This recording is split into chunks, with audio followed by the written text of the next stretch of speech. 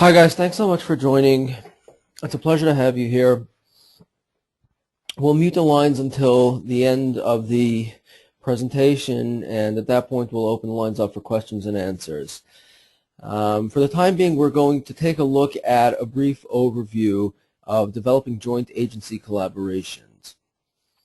We'll take a look at some of the benefits, some specifics that are involved and whatnot.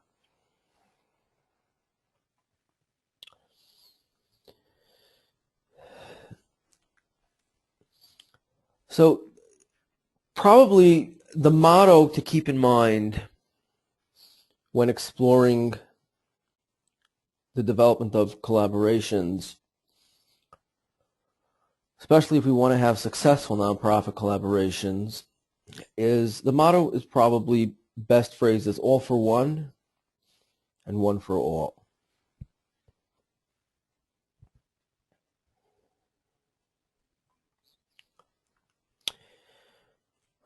Now, the goals of this presentation are as follows. Number one, to determine how collaborations can be a viable option.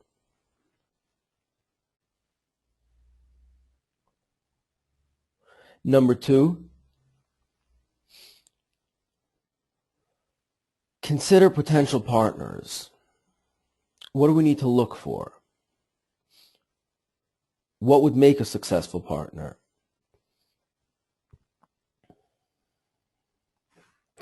Number three, and this is a crucial one, planning for effective win-win scenarios. In order for a collaboration to be successful, the underlying theme has to be developing win-win scenarios. And number four, we'll take a look at what's involved in establishing relationships, in establishing collaborative relationships.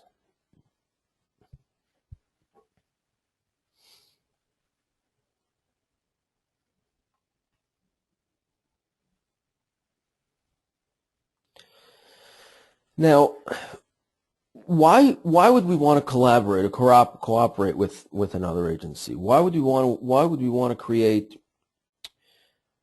quote unquote cooperative competitions? What's in it for us? So let's take a look at some of the more popular rewards of agency collaboration. First, we have knowledge expansion. We learn more about each other's target markets. We learn more about each other's techniques in addressing those target markets. Another reward is referral building. We can learn from each other techniques for identifying potential clients or building up referral lists, and B, sharing information to actually build up the referral list.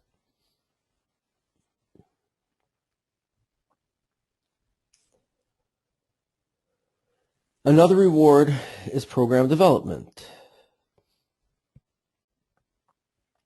We can learn from each other successful techniques that were used to develop programs, and we can jointly develop programs as well, which leads into expense reduction. By joining forces in program development, in all likelihood, we'd cut costs associated with developing those programs. Sharing resources to cut expenses. we'll take a look at some examples of sharing resources. Another reward, capacity building.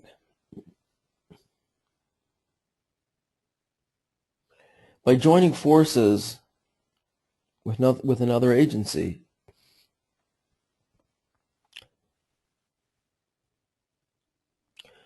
we can much more successfully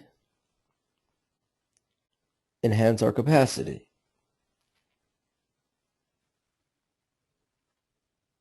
Another reward would be recognition or brand building.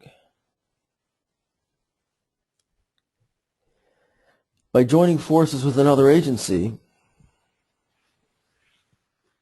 will A, be a larger presence within the target market that we serve, which will lead into higher recognition, or better brands, or better image, a better image of us.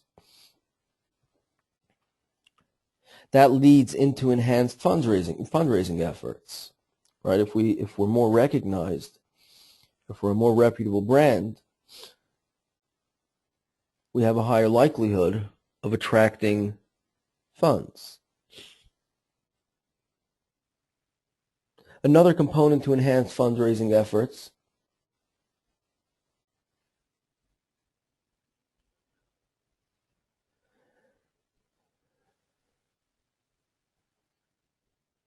would be cost reduction associated with fundraising, whether it's marketing or whatnot. Again, enhance fundraising efforts. And then probably the most important of all is maximizing the impact. By sharing resources, by sharing solutions, by sharing techniques, by cutting expenses, by developing joint programs, we can significantly maximize the impact that we have on the target market we serve. These are some of the more well-known rewards of successful joint agency collaborations.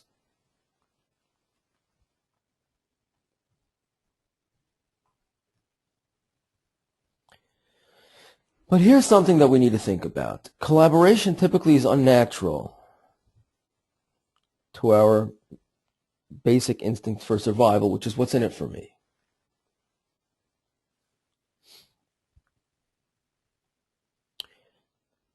Typically, if we were approached by another agency with a request, to join us on a specific venture, to join us on a specific project, we'd say, why would I join you? What's in it for me? That's our natural instinct for survival.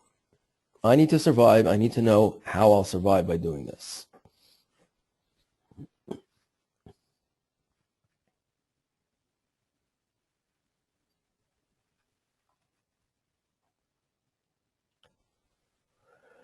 But here's the truth. In any community social service scene, in any community nonprofit social service scene, all the nonprofits and all the social services are typically there to serve those in their communities that are in need. But the truth is that there will always be more people who need more services than we can reach or provide.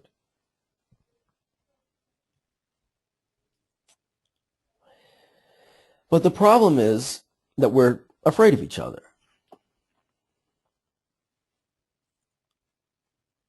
I don't, if we join forces with agency XYZ, who knows what will happen to our funders? Who knows what will happen to our grants?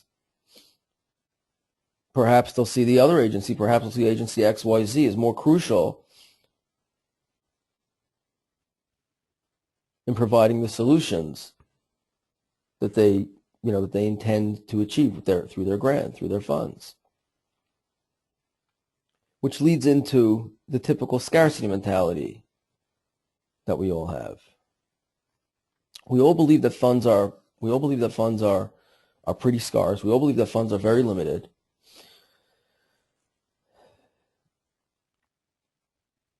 And that basically feeds into the fear that we have of each other, right? If the funds are scarce, if the funds are limited, and who knows if by joining forces we might just dig our own ditch.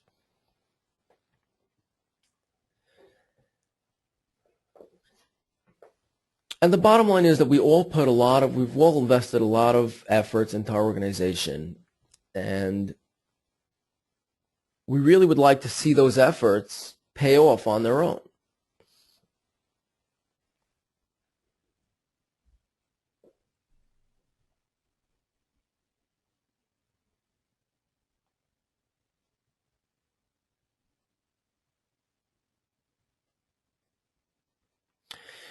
Now, a common feeling about the success or failure of collaboration would be that collaboration, or the lack of collaboration, comes down to three main issues. Time. How much time will it take us to put together this program? Turf. Who's going to be stepping on whose toes? Who's going to be intruding in whose market? And trust.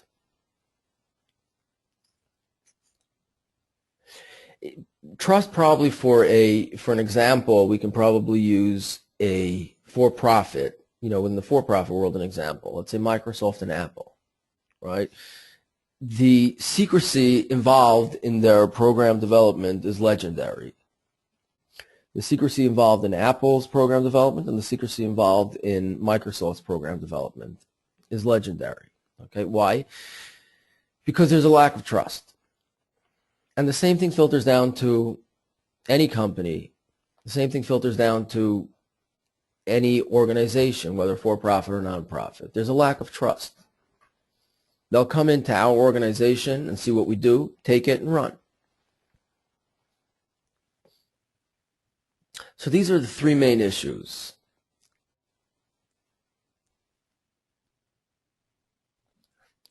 That surround collaboration: time, turf, and trust.